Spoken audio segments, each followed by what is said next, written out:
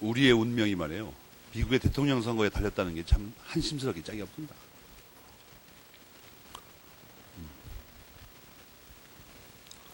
그 정치학자들 보니까 얼마 전에는 그 딘에 대해서 피눈물나게 연구를 하다가 막 그 초등학교 때 막 벌을까지 연구를 하더라고. 그래도 캐리가 요새 좀 우세하니까 또 가진 정보를 총종합해가지고 성장 과정부터 싸그리 조사해야 됩니다. 왜냐하면 그 사람의 그 생각이 성장 과정에 달려 있으니까.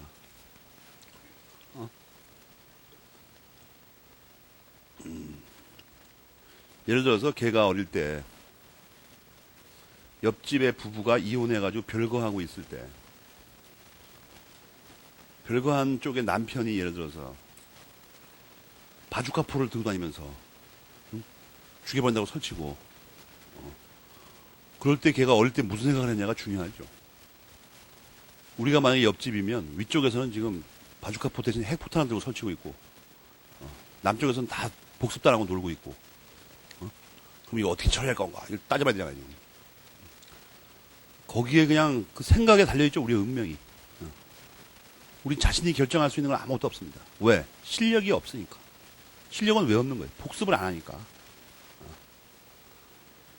국가적인 복습은 뭘 말하는 겁니까? 근세사에 어떤 일이 있었고 우리가 무엇을 준비해야 되는지를 다 까먹고 있다가 답답한 지경에 놓였다. 지금. 복습을 해야 됩니다. 복습을. 전세권의 취득과 존속기간. 전세권의 취득도 볼 게 없어요. 법률에 의한 취득 뭐 이런 거죠. 전부. 법률 규정에 의한 거. 존속기간. 공부하는 방법 다 알고 있잖아 벌써. 존속기간. 존속기간에 항상 따라 나오는 문제점이 뭐라고? 갱신이라니까. 갱신. 여러분 259페이지 괄호 2번 있죠. 갱신이죠. 그 갱신이란 말이 몇 번 나옵니까? 한 10번 나와요. 10번. 그 문단 하나에. 그죠? 존속기간은 항상 갱신이 문제가 돼요. 오늘 하나 좀 프린트해도 그걸 몰아서 다 정리할 수 있게 돼 있었죠? 존속기간과 갱신. 그 무슨 보컬그룹 이름 같지 않습니까? 존속기간과 갱신. 보컬그룹 이름에서 좀 멀어져 보이면은 S자를 붙인다. 존속기간과 갱신스.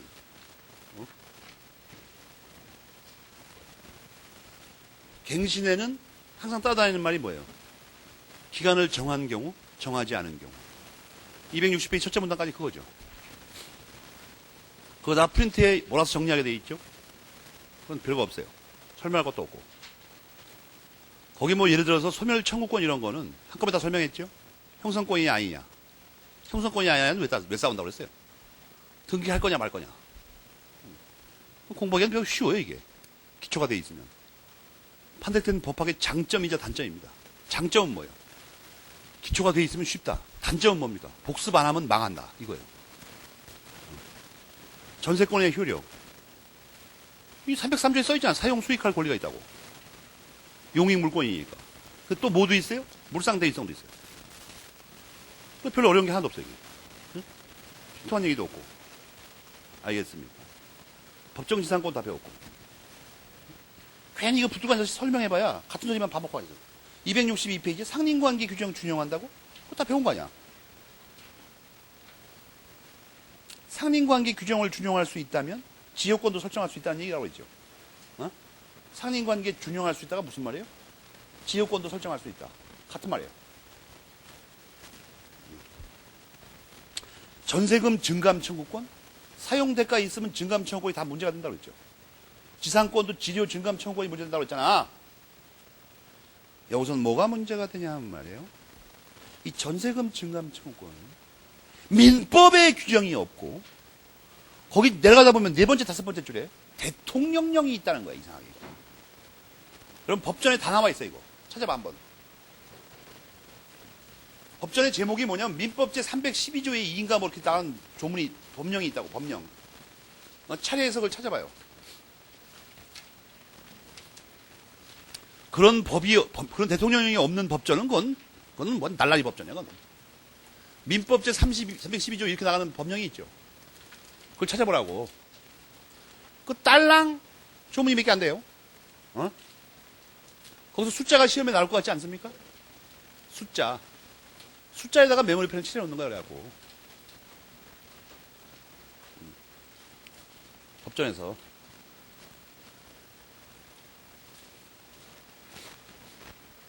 알겠습니까?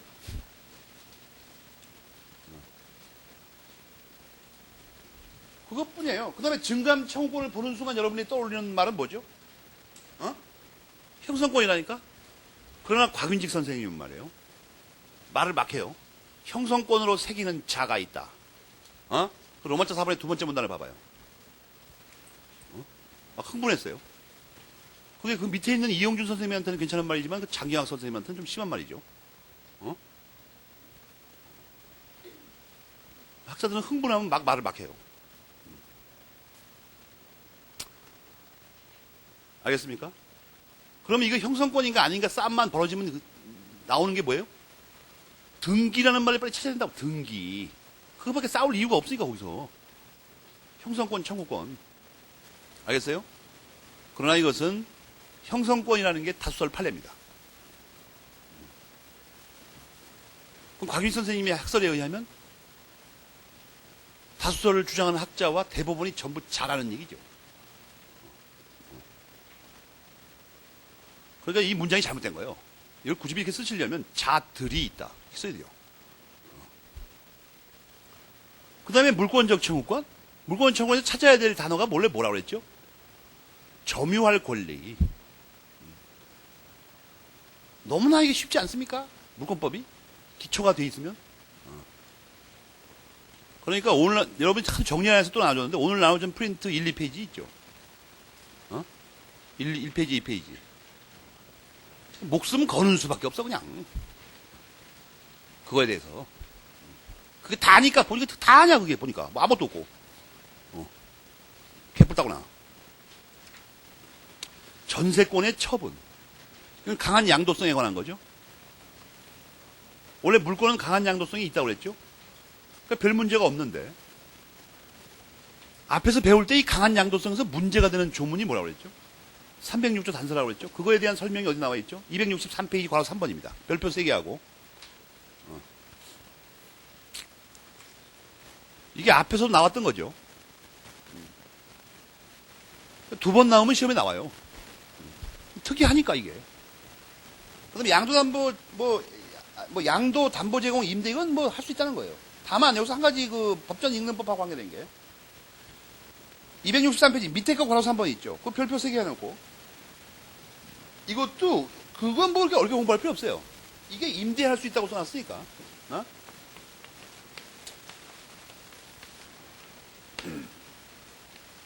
임대할 수 있다. 그런 말이에요. 뭐가 문제가 되냐 하면 이게 한자가 똑같으니까 618조 이하의 법리가 그냥 적용되냐? 글자가 같으면? 무슨 말이냐면 이 임대가 618조 밑에 있는 임대하고 똑같은 임대냐? 그거 묻는 거예요 지금. 알겠어요? 똑같은 임대냐? 그 중에서 특별히 한 조문만 딱 문제가 됩니다. 618조 이하 중에서 628구인가? 그거 말해요.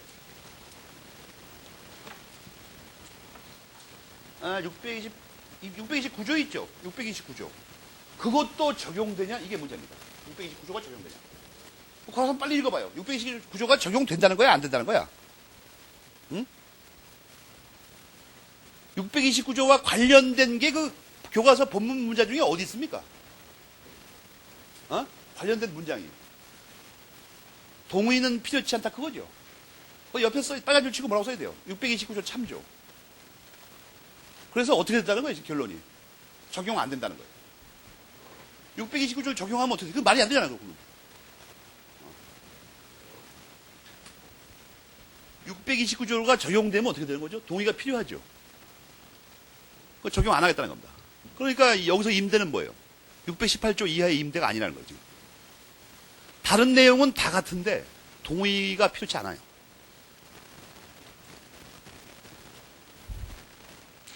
이렇게 기억을 하면 두 가지 법리를 깨칠 수가 있잖아요, 여러분. 아, 임대는 원래 다시 하려면 동의가 필요했던 거구나. 전세권을 임대할 땐 필요가 없구나. 이렇게 뭔가 지식이 좀 유기적으로 되는 것 같지 않습니까? 어? 유기적, 오거닉, 어?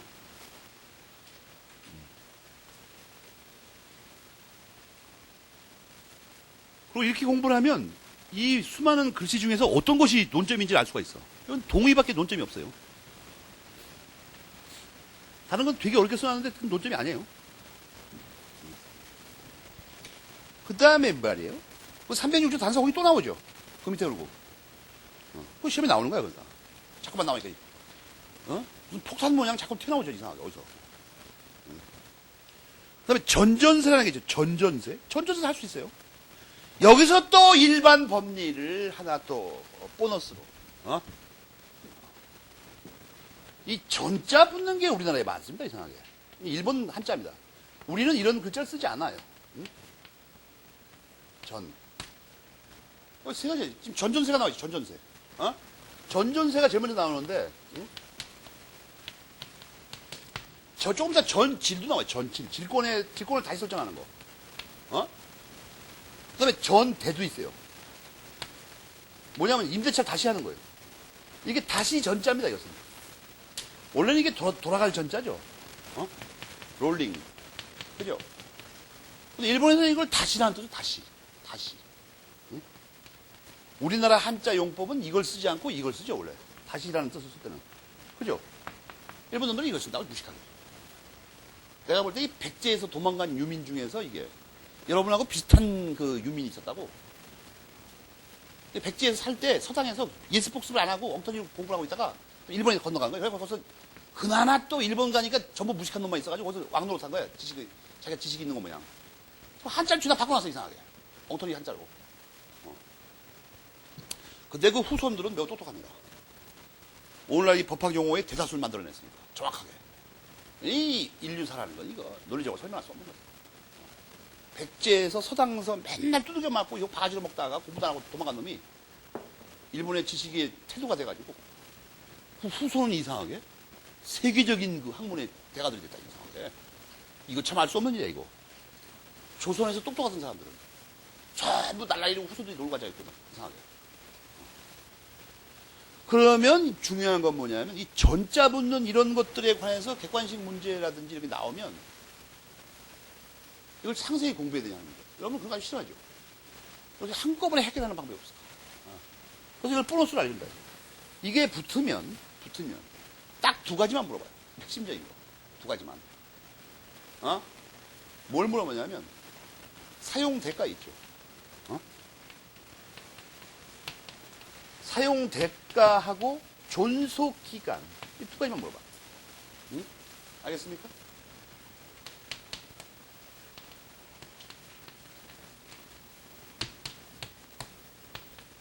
존속 기간. 이 두 가지에 뭘 물어보냐 말이야. 뭘 도대체가. 이거를 원래 거보다 더 많이 또는 더 길게 할 수 있는가 이걸 물어봅니다. 전전세는 원래의 돈은 뭐가 사용되죠? 전세금. 존속기간. 있잖아, 원래. 그러면 전세, 원래의 전세가 이 두 가지가 있는데, 이 두 가지가. 전전세를 했을 때 이 원래 거보다 더 많은 전세금을 받던가 더 길게 해줄 수 있냐, 이거예요. 이걸 또 외우는 사람이 있다고. 이건 가만히 조금만 생각해보면 이게 안 될 거라는 거 금방 알죠. 아니, 원래 거도 전세금이 500만 원이고 1년밖에, 3년밖에 못하게 돼 있는데, 전전세를 갖다가 500만 원 받고 7년을 해줘버리면 원래 거 끝나면 어떻게 되는 거야, 그럼? 그냥 무조건 답이 다 뭐예요, 또? 안 되는 거야, 이거는. 다 안 되는 거라고. 더 길게, 더 많이, 더 길게 할 수가 없죠, 이거에. 이게 외울 표시하면 이거 한 번만 들으면 되지, 이걸. 전자 붙은 건 논점이 그거예요. 그러니까 교과서에 264페이지에 그 요건이 있죠. 요건! A, B, C, D, E. 거기서 원래 거보다 크게 못한다는 부분만 빨리 찾아가 주시면 된다고. 이상한 공부하지 말고. 264페이지 A, B, C, D가 있죠, 괄호 안에. 전부 다 답이 뭐예요? 원래 거보다 범위를 넓힐 수 없다는 거예요.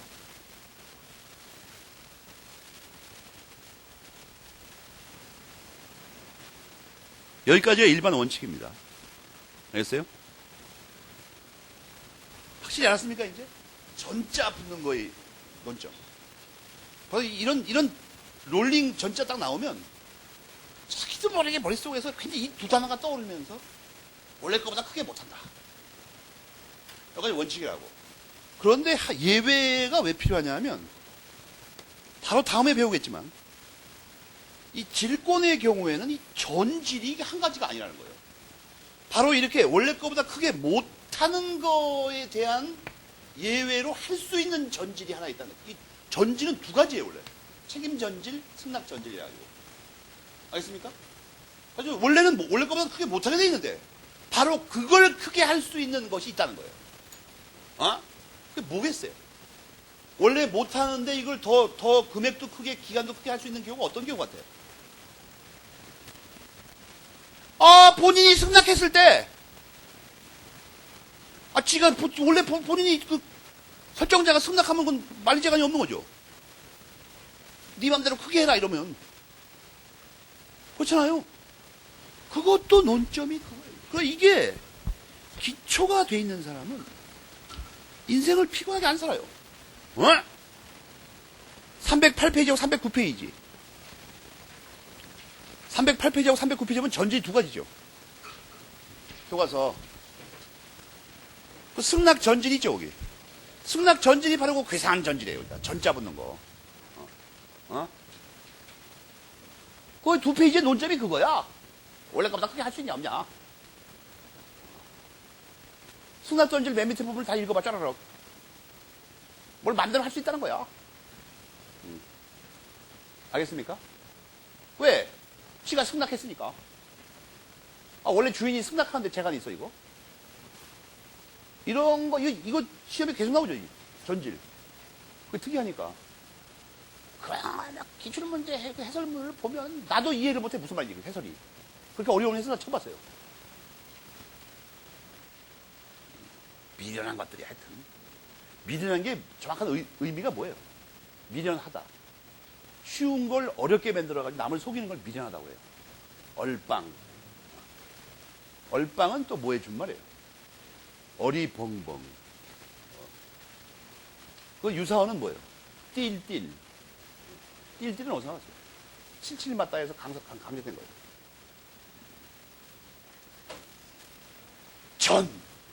전 알겠습니까?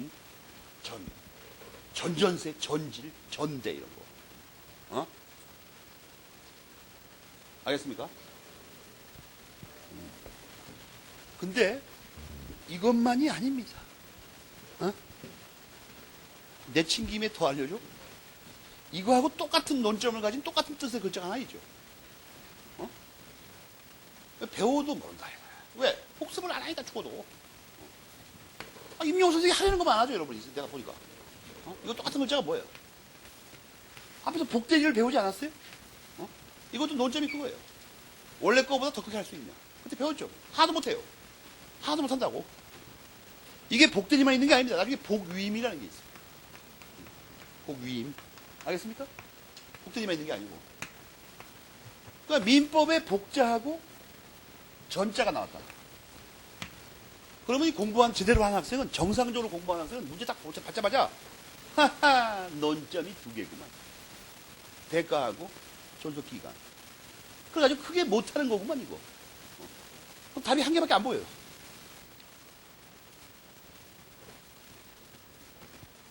꼭 공부할 때 엉터리 해놓고는 소송걸 준비만 하고 있어. 풀기도 전에. 답이 두 개 나오면 소송걸 해야지. 전자하고 복자 알겠습니까? 그것도 잘 체크해놨다가 집에 가서 완벽하게 정리를 해요. 교과서 다 꺼내놓고 상속법까지.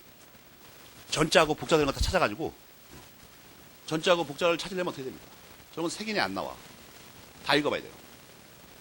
그럼 밤을 새야 됩니다. 무지하게 빨리 읽어야 되죠, 그리고. 한 3,000페이지 읽으려면. 그렇게 해서 한번 해봐요. 그럼 자꾸 찾자마자 자꾸 전편을 읽다 보면 나중에 다 들어와, 그냥 한꺼번에. 너무 읽어대가지고. 알았습니까? 거기 설명할 게 없어요. 전세권의 소멸? 소멸 청구? 소멸 청구? 반경 1페이지 이내 형성권 나옵니다. 형성권 나오면 거기서 다시 반경 1페이지 이내 뭐 나와요? 등기 나와, 등기. 알겠어요? 그 다음 페이지 넘어가니까 소멸 통고, 이게 형성권도 나오고 등기 나와도. 그것밖에 안 물어봐고. 알겠죠? 다만 한 가지, 이 소멸 통고는 266페이지 괄호 2번의 세 번째 줄에 6개월이 경과해야 소멸한다는 문제가 있습니다. 알겠습니까? 경과해야. 그러다 보니까 요거에 문제가 되는 게 하나 있어요. 이 소멸 통고권에서 313조에서 다루고 있죠. 313조.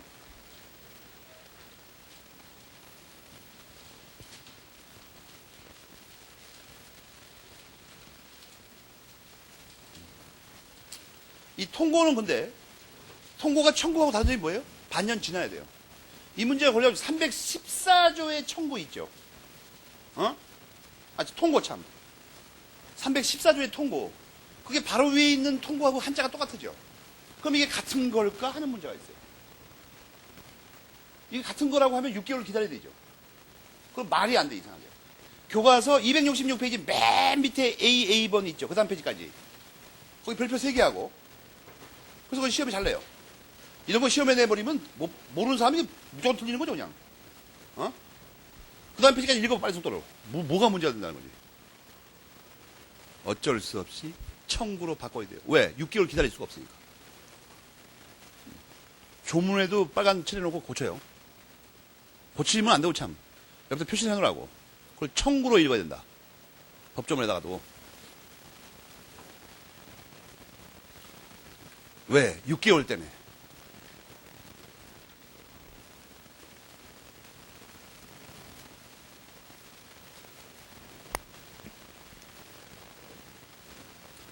알겠죠?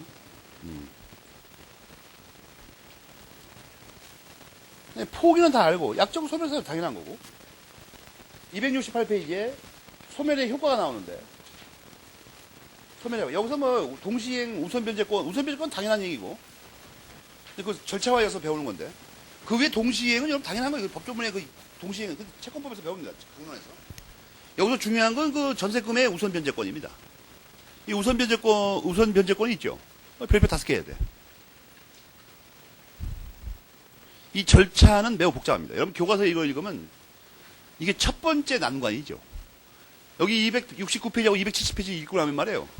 무슨 생각이 드냐 하면 어렵다는 생각이 드는 게 아니라 민법을 공부하면 건강을 해쳐 사람들 죽을지 모르겠다. 그런 생각이 들어요. 월통이 아파가지고. 어제 나눠준 한 장짜리 있죠. 그 여러분을 살리는 뭐라 그럴까 이걸. 재활의 묘약이라고 할까? 재생의 기적의 뭐라 그럴까? 응? 우선 여러분이 알아야 되는 게 맨 위에 그 제목에 뭐라고 돼 있죠? 318조와 303조와의 관계라고 돼 있죠. 이게 왜 이런 일이 생겼는가를 알면 이게 공부하기 되게 쉽다고 또. 모르니까 말이야. 이게 말이야. 무식하게. 내가 이런 걸 좀 자세히 설명해서 이렇게 이해를 진작시키려고 설명을 하면 학원에서 뭐라고 그러냐면 그 선생님 말이야. 다른 거 다 좋은데 그 시험에도 안 나오는 그 역사를 얘기해가지고 학생들로 하고 불만을 산다. 불만 있으면 나가요. 학원에서 얘기하지 말고. 너 붙잡아 놓지 않을 테니까. 이게 법조문을 어떻게 만들었길래 왜 그런 문제가 생겼는지를 알아. 이걸 기억을 할 거야. 이거 무슨 사건인지 도대체가. 법조문 읽고 있으면 어떻게 알아 이걸. 이 303조의 우선 변제권을 인정한 이유가 뭐라고 그랬어요 아까. 응? 응? 이게 전세금을 떼어먹어서 전세금 떼어먹어서 자꾸만 그 전세금을 떼어먹는 사람이 전세권 설정한 놈들이죠. 전세권 설정한 놈들이 우리 사회에서 어떤 놈들이에요? 부동산 왕창 갖고 있는 놈들입니다. 그죠? 부동산도 없는데 무슨 전세권 설정을 해? 전세권자로 들어가는 놈은 어떤 놈들이에요? 부동산 없는 놈들이에요. 그러면 우리 사회에 돈 많은 사람이 숫자가 많습니까? 돈 없는 사람이 숫자가 많습니까? 없는 사람이 숫자가 훨씬 많아요. 이 모든 부조리가 여기서 나온 거예요. 입법의 잘못이. 입법을 누가 하죠? 국회의원들이 합니다. 국회에서 하죠. 국회의원이 되려면 표를 많이 얻어내죠. 근데 법을 돈 많은 사람한테 유리하게 해놓으면 이 사람들이 안 찍으면 떨어져요. 여기서 국회의원들의 그 말 못할 고민이 있는 거예요, 여기서. 이게 뭔가 나중에 한 건 이렇게 막 차떼기로 이렇게 받아먹으려면 돈 많은 사람한테 잘 보여야 됩니다. 그죠? 여기서 10억 받아갖고 사위 주고 이러려면 돈 많은 사람 잘 보여야 돼요. 그렇잖아요. 그 사람은 추적 쓴 사람입니다. 10억 받아고 왜 사위를 줘? 지가 쓰지. 지가 썼으면 안 잡혔다고, 틀림없이.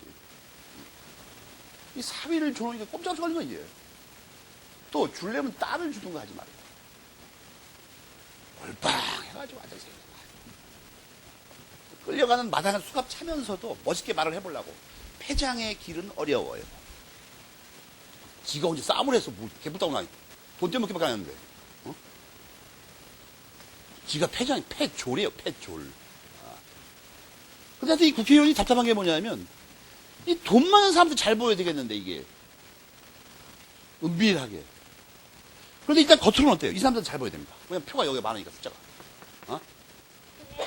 지금 여기 개발돼서 그러는데 옛날에 달동네죠, 여기 넘어. 여기 뭐야, 미림용어 딱 넘어가, 좀 달동네, 한대점. 거기를 생전 안 가봐, 사람들이. 그래서 국회의원들이 언제 갑니까? 선거가 닥치면 뻔질하게 거기 가요. 왜? 이 동네 유지 다 합해봐 10명밖에 안 돼. 거기는 수만 표 걸려, 수만 표. 수만 표. 그러니까 평소에 모른 척 하다가 어느 날 갑자기 총선만 다가오면 그냥 이 동네 몇 군데 가게가 떼돈을 법니다. 일단 정육점에서 소 한 10마리 분의 고기를 때렸어. 하는 거야. 갑자기 평소에 쳐다보지 않다가 가서 막 어린이를 끼워안고 막 울어요. 야, 너 엄마도 없는데 밥을 어떻게 먹냐, 뭐. 지가 왜 걱정을 해, 갑자기 그걸. 그럼 막 속고 있고 그래요, 왜. 그럼 칼에 막 박스 줬다는 거예요. 안 만들어가지고 막 먹으라고 그래, 애들한테 막 강제로. 고깃국이나 이 카레 같은 거는 평소에 먹던 사람이 잘 먹죠. 국회의원 임기만큼 못 먹다가 갑자기 그걸 먹으려면 위장이 안 받아, 이거. 놀래가지고. 차라리 라면을 주기 차라리 낫지. 라면 줘갖고 사진 찍으면 곤란하죠, 이게. 그래, 소고기 강제로 막 젓가락 들어가지고 막 얘기를 다 해. 그래갖고.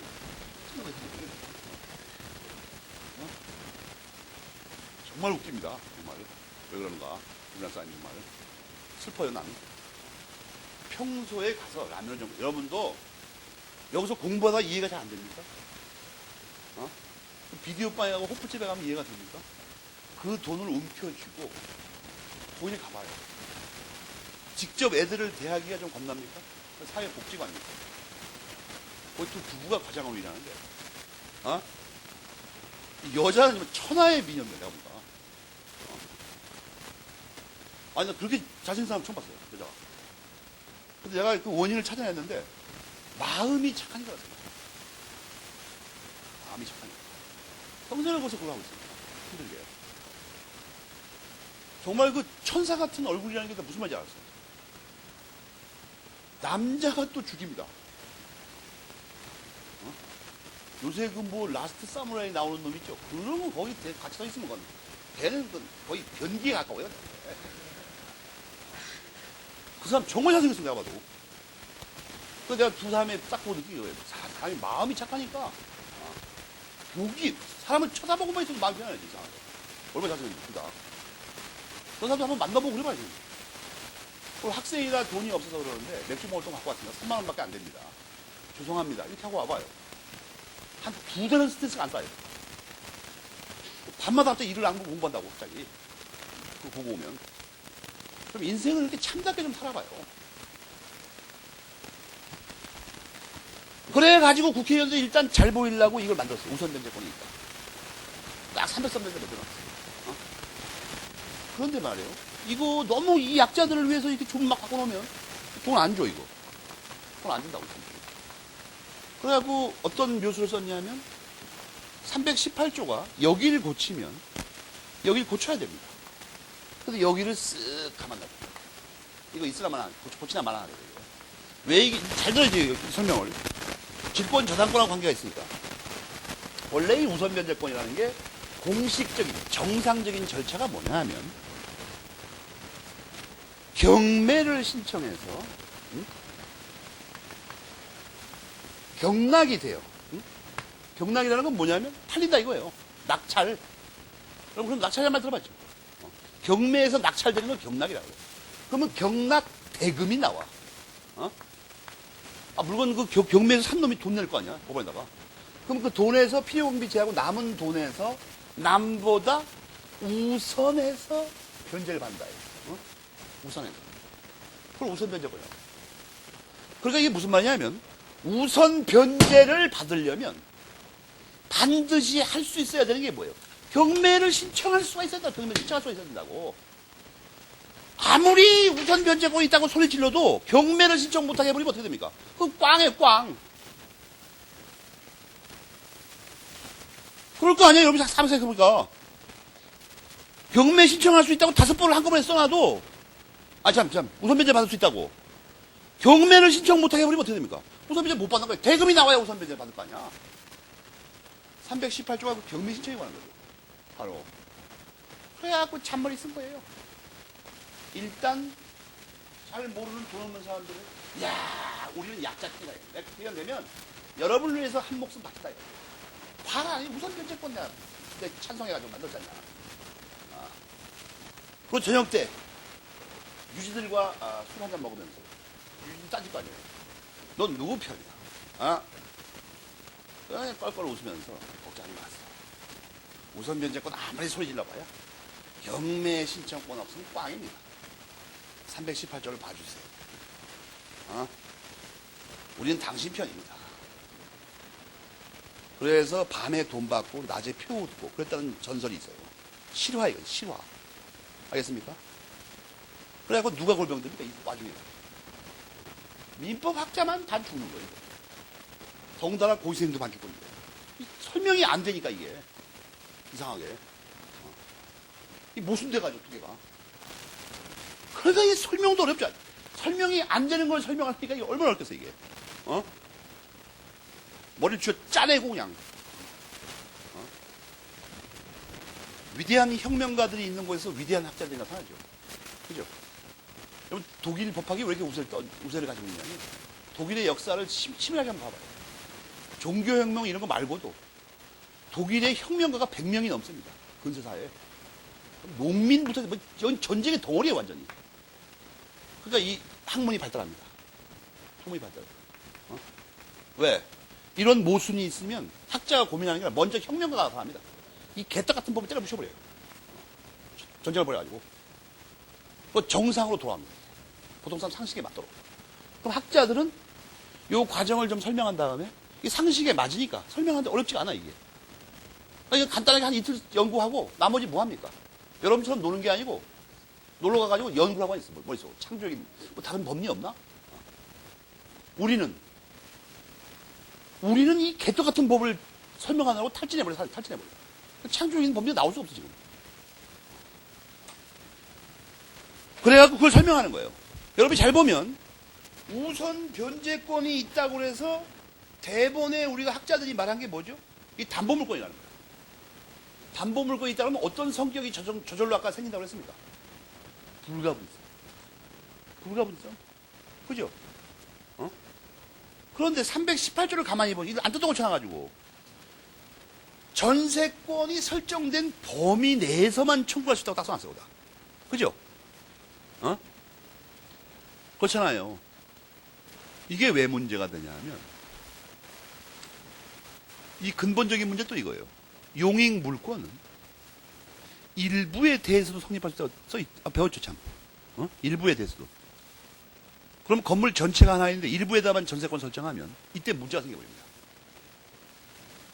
건물 전체를 경매 신청을 할 수 있는 건지 자기 전세권 든 것만 딸랑 신청할 수 있는 건지 문제가 돼. 318조에 어떻게 됩니까? 일부밖에 신청 못해요. 그죠? 그러면은 이게 우선 변제권이 있어야만 하는 거예요. 우선 변제권. 전부에 대해서 못할 거면. 그것이 문제라는 거예요, 지금. 그것이. 그래가지고 학자들은 어떻게든지 318조가 잘못됐음에도 불구하고 가능하면 전부 신청해서 왕창 받으려고 노력을 한다 이거예요. 무슨 말인지 알겠습니까? 그래서 거기 표를 보면 그걸 요약해놓고 전부 신청, 전부 반환, 전부 변제, 전부 우선 변제 말이에요. 그 일부 신청, 일부 우선 변제, 그걸 다 표시해놨죠. 여러분이 기억할 건 전부 쪽만 기억하면 됩니다. 특수한 사례니까. 근데 마지막 거 있죠, 맨 밑에 거. 그건 판례가 반대합니다. 그래, 그 표에서, 어저께 나온 그 표 한 장에서 가장 시험에 나올 확률이 높은 건 뭐죠? 판례하고 반대하는 거예요. 그 다음에 시험 범위에 나올 건 뭐죠? 시험에 나올 건? 전부 신청할 수 있는 경우들.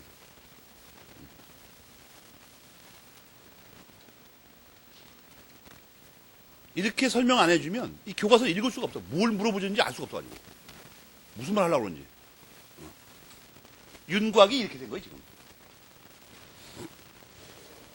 그 다음에 말이에요. 그게 어디까지냐면 271페이지.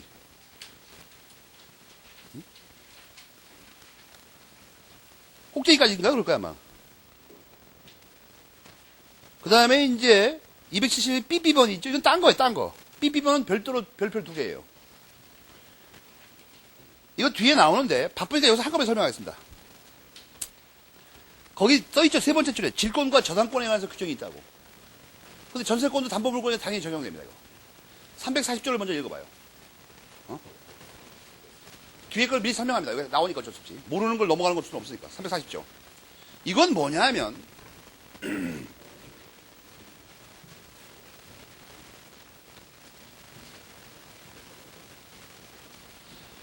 이게 어떤 사람이 담보 물권이다 말고, 여러분 조심해야 돼요. 오늘 나와준 거 다른 겁니다.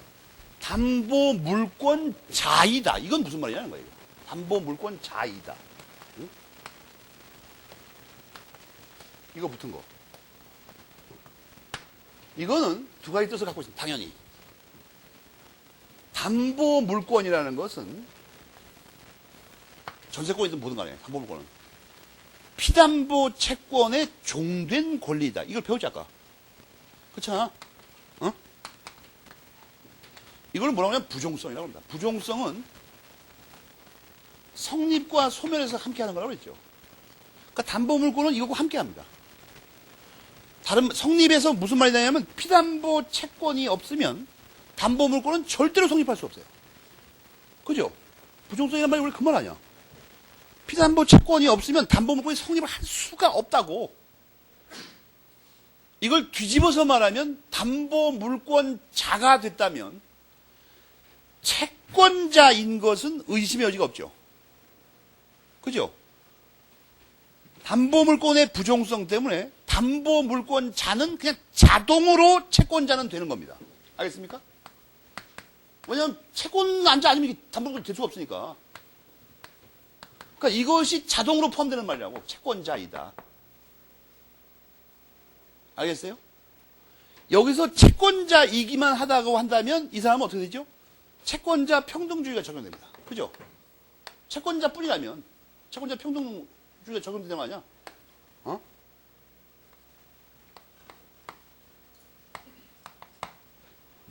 그런데 그러면서 또 뭐예요? 담보물권자이기도 합니다. 담보물권자라는 건 우선 변제를 받을 수 있다는 거 아니고. 그죠? 우선 변제권도 있어요. 평등 변제권도 있지만 채권자 평등주의 있어요. 평등 변제권. 우선 변제권도 있다. 왜냐하면 담보물권자이기도 하니까 또 물권자이기도 하니까 이 두 가지 끌어내는 거 알겠습니까? 당연한 거 이거. 그러면 여기까지는 별게 아닌데 다 배운 건데 그러면 나중에 빚 안 갚으면 강제 집행을 어떻게 하냐는 문제가 있어요. 이게 두 가지가 다 가능합니다. 일반 채권자로서도 강제 집행을 신청할 수 있고 담보권 실행 강제 집행을 신청할 수 있어요. 이 밑에 건 특별히 담보권 실행 경매라고 그래요. 우리 민사집행법에서. 그러니까 일반 강제 집행이 있죠. 일반 강제 경매. 일반 경매라고 돼요. 일반 채권자로서의 경매란 말도 쓰고 일반적인 경매도 가능하고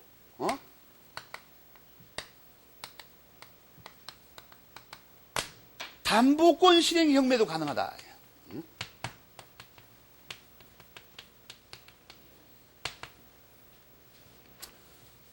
이걸 먼저 알아야 됩니다. 그런데 이거의 장단점이 뭐냐 하면, 장단점이 일반 경매의 개체가, 대상이 뭐냐 하면 채무자의 책임재산 전부입니다. 알겠어요? 채무자 재산 전부라고, 대상이. 일반 강제집행은. 이건 담보권은 담보 잡힌 물건만 해야 됩니다. 담보물만. 그럴 거 아니에요. 이러니까 340조가 문제가 되는 거야. 340조가. 이 두 가지 방법 중에서 어떤 거를 먼저 해야 되는 건지, 아무거나 막 할 수 있는 건지. 340조에는 일단 문헌상으로는 뭐라고 써놨어요? 문헌상으로는 담보 잡힌 물건부터 먼저 경매하고 써있죠.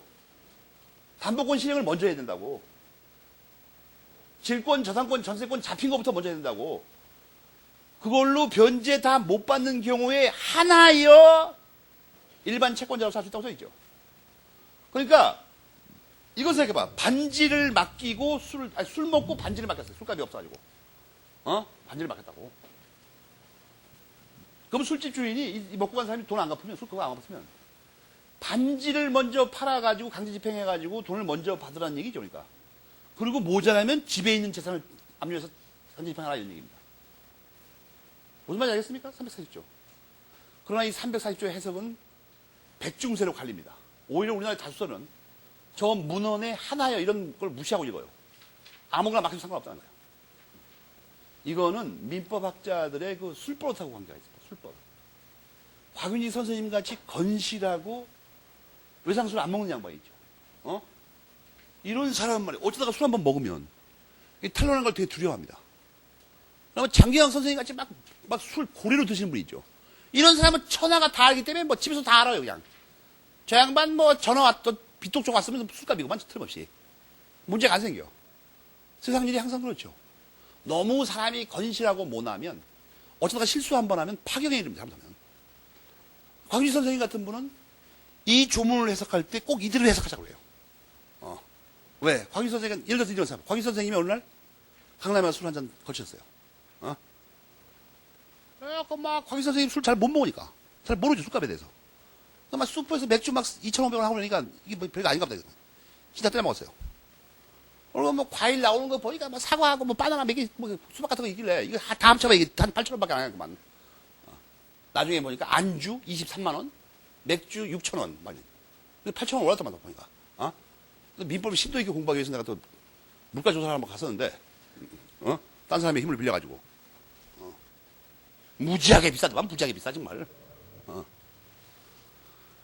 우리나라 사람 그 천하게 좋아하는 양주 있죠. 발렌타인인가 하는 거. 그게 60만 원이면 한 병이에요. 우리 그런 거 한 10분 만에 다 마셔버려요. 그냥. 특히 돈 내는 사람이 따로 있을 때는 뭐 시간이 좀 땡겨져, 이상하게. 8분, 막 7분 이렇게. 나중에 막 3분 만에 하나씩 퍼먹어버려요. 뒷일은 내가 모르겠고. 내가 돈 들 때는 한 병 먹는데 하루 걸려, 하루. 밤 새도록 한 병까지 먹어야 했어. 그럼 막 거기서 막 이론을 동원합니다. 양주를 그렇게 먹는 게 아니야. 입술에 살짝 적시듯이 품격 있게 좀 먹어봐.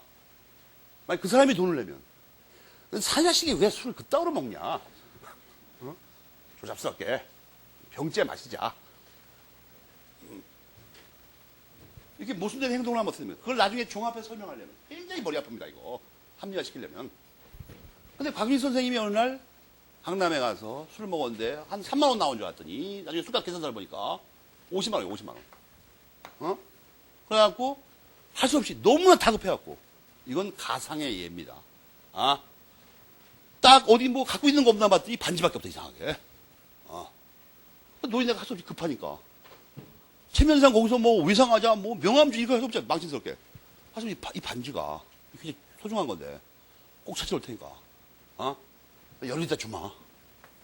반지 맡기고 왔어요. 그런데 말이에요. 열흘 있다가는 50만 원이 어디서 나 갑자기. 난데없이. 이게 꼭 쓸 돈이면 상관이 없죠. 널리 얘기를 하면 되니까. 이게 망신스럽게 밤에 술 잘못 먹어가지고 50만 원 덤탱이 써가지고. 그래갖고 막 고민하고 있는데 어느 날 전화가 삐링 왔어요. 열하루째 되는 날. 어떻게 좀 이렇게 학생들도 가르치신다고 해서 이렇게 좀 믿고 제가 드렸는데 아, 이거 이상하네요. 막 이러면서 막, 이 공부한 사람이, 이 유흥가의 그 사람들한테 욕먹으면 되게 망신스럽죠, 이거. 자존심 상하고. 그래서 뭐 돈이 없으면 어떻게, 이거. 그래서 꽁시렁꽁시렁 이제 뭐 다른 말씀만 하고 이제 대충 전화 끊었어요. 꼭 갚은다고. 그런데 이 술집 주인이 좀 품격 있는 사람은 괜찮은데 돈 받는데 환장한 놈들이 전부. 응? 그럼 머리 잔머리 굴리다가 좋게 말해서 안 갚는구만. 좋다. 이래가지고 박 선생님 집에 있는 재산에다 보면 압류를 딱지를 부셨어요. 압류딱지를. 안 갚으니까 이거. 그래갖고 집에 온 사람들이 다 알게 되고 망신을 당하고 이런 경험이 있는 분은 340조를 문헌 그대로 해석하자고 하죠. 그런 일이 생기면 이거 골치 아픈 사건이니까 이거. 혼쭐 난 사람은. 근데 장경학 선생님 같은 분이 만약에 술을 쳤다고 해요. 똑같은 상황이에요. 장경학 선생님은 뭐 겁나지 않는 사람이죠. 뭐 없는데 어떡하란 말이야. 뭐 압류를 마음대로 해. 집에 가서 딱지 붙였어요. 아무도 놀라지 않아. 저 양반 또 어저께 술 드셨구만. 며칠 전에. 장기영 선생님은 어떻게 해석해요? 그까짓 건 무슨 상관이냐, 이거 뭐 상관이냐. 아무나 먼저 하면 되지. 아무거나 먼저 하라는 거예요, 그냥. 집에 가서 붙이든지 반지를 팔아먹든지. 상관없으니까. 그거예요, 지금. 이렇게까지 설명을 했는데도 340조가 이해가 안 가는 사람은 이건 나의 능력을 벗어난 사람입니다, 그 사람. 민법이 다루지 않는 사람이야, 그 사람. 그걸 하나 두고, 그 다음에 중요한 게 뭐냐면 그 밑에, 수거업, 부속물, 거기, 매물 배치를 하세요. 수거권, 매수 청구권, 유익비 상환 청구권. 이 세 가지를 매물 배치를 해. 부른 것만. 수거권, 매수 청구권, 271페이지에 로마자 3번, 4번, 5번 제목이 이거죠. 수거권, 매수 청구권, 유익비 상환 청구권. 이 세 가지는, 이 따로 노는 게 아니에요. 정말 답답해 죽겠어, 나 정말. 이런 걸 한번 생각해 봅시다. 이게 이제 부합과 관계된 건데, 이제 그 실질적 의미를 밝힐 때가 됐다고. 이게 뭔 소리냐면, 여러분이 그냥 상식적으로 이렇게 한번 생각해 봐.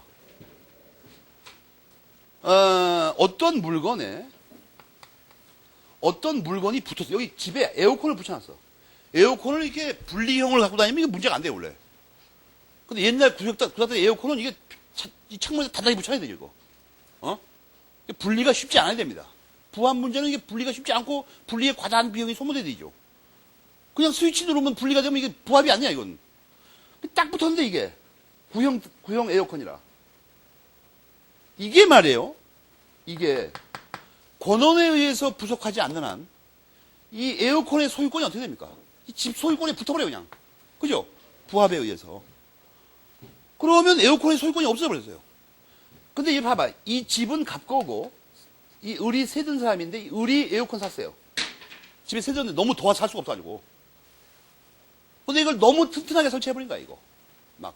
일회용 본드 한 5만원치 사다가 때려 부꾸려가지고, 안 떨어져, 이게. 그러면은, 이게 원래 을의 돈으로 산 거죠, 이게. 근데 이게 을의 소유권은 인정 안 되죠. 부합 때문에. 갑거 아니야, 이제 부합이 됐으니까. 안 떨어지니까.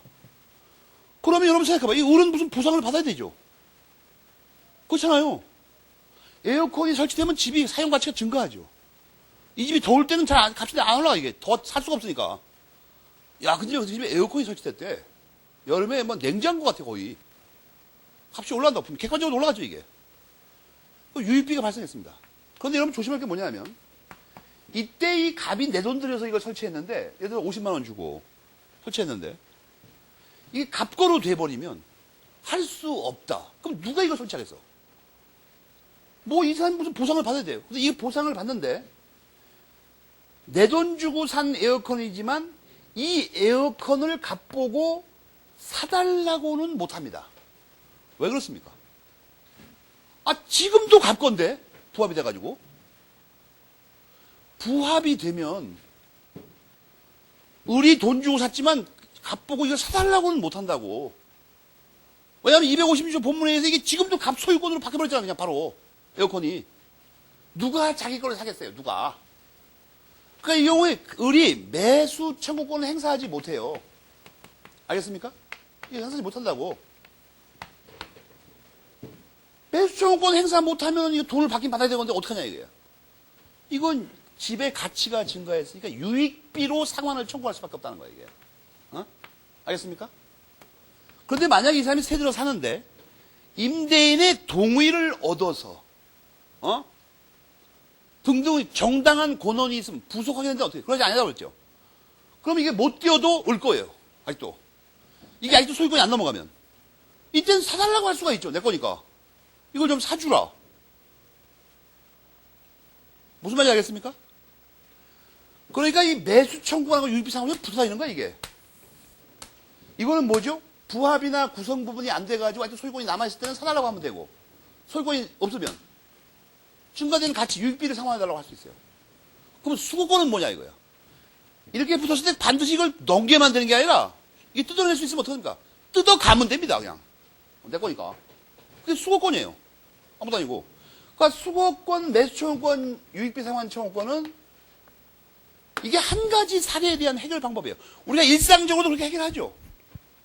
여러분 친구 집에 잠깐 얹혀 사는데 방 하나 그 친구 어머니가 주시길래 뭐 품평 잘 해놨어 다 이거야. 물론 가치가 있어야 됩니다. 거지 같은 연예인 사진 같은 거 붙여놓은 건 아무도 인정 안 돼. 세계 중에서 아무것도. 오직 수거 의무만 인정됩니다. 수거 의무. 지저분하니까. 그래갖고 뭐 쓸만한 걸 붙여놨어 방에다가. 뽀다고 나게. 뭐 가구를 낸다든지 2층 침대를 만들어 놓는다든지. 그때 이 세 개 중에서 어떤 걸 행사할 거가 문제가 돼 항상. 일상적으로 이 셋 중에 하나를 행사하죠. 내 돈 들여가지고 이게 뭐 목재 폼나게 비싸게 사가지고 뽀다고나게 만들어놨는데 친구 어머니가 나갈 때 그거 부합된 거 아니냐? 너 그냥 나가라. 그걸 곤란하다는 얘기야 그거. 뭔가 돈을 줘야지. 이때 어떤 형식으로 돈을 주냐 하는 거예요. 일단 부합이나 구성 부분이 된다 봐야 됩니다. 그러면 소유권을 친구가 상실했으니까 이걸 사세요라고는 말 못해요. 지금도 짓게 아닌데 어떻게 사라고 그래요 남의 걸. 지금도 그 건데. 그때는 유익비 상환 청구권. 아직 부합이 안 됐거나 정당한 권한으로 부속한 때는 그때는 사달라고 할 수 있어요. 아직 내 거니까. 근데 그 두 가지 주장하다가 잘 안 되면 보통 사람 어떻게 해줘? 난 뜯어갈 거예요. 이렇게 하고. 그게 수거권이에요. 사달라고 했더니 뭐라고 그러냐면 그까짓 거 별거 따지고 보니까 옛날에 만들 때는 엄청 칭찬하시다가 돈 달라고 그러니까 그거 쓰레기 치우는데 돈이 더 많이 들어갔다. 그럼 어떡하는 거예요? 그럼 뜯어가 버리는 거야 그냥 성질하니까. 유익비 상환 청구 달라고 그러니까 글쎄 그게 뭐 가액의 증가가 있을까? 500원이나 줄까? 50만 더 받았는데 그러면 뜯어가는 수밖에 없죠. 물론 이제 그렇게 하면 이제 친구와의 사이는 끝나는 거죠. 물론. 현실 생활에서는 저놈이 돈 몇 푼 때문에 우리 어머니하고 싸워? 모르지 요새는 또 안 그러는지도. 그거예요 세 가지가. 세 가지. 빠른 속도로 거기 읽어봐요. 세 가지를 교과서에.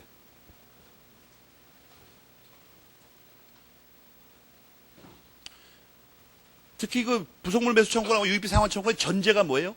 256조를 먼저 해석해야 됩니다. 부합이 됐는지 부속이 됐는지를. 그거 모르면 이거 선택을 못해.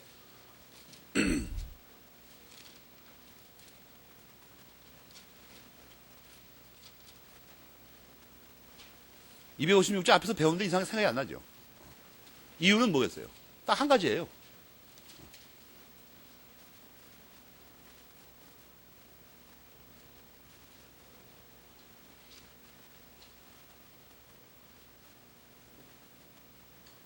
부합되거나 구성 부분이 되면 어떻게 돼요?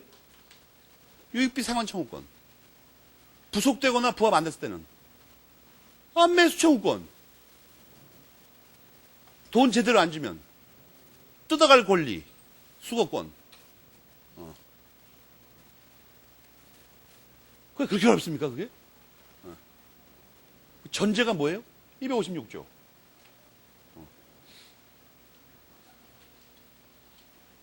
이런 정확한 내용을 모르니까 외우는 거야. 그걸 어떻게 외워? 그걸 힘들어서.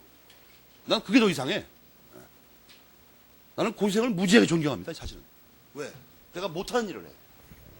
뭔데? 다 외워, 그냥. 다 외워, 보니까. 나는 불안합니다, 그게. 내 대가리로는.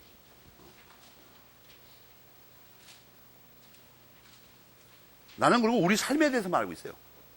고시생은 이티들처럼 살아야 보니까 이티들처럼.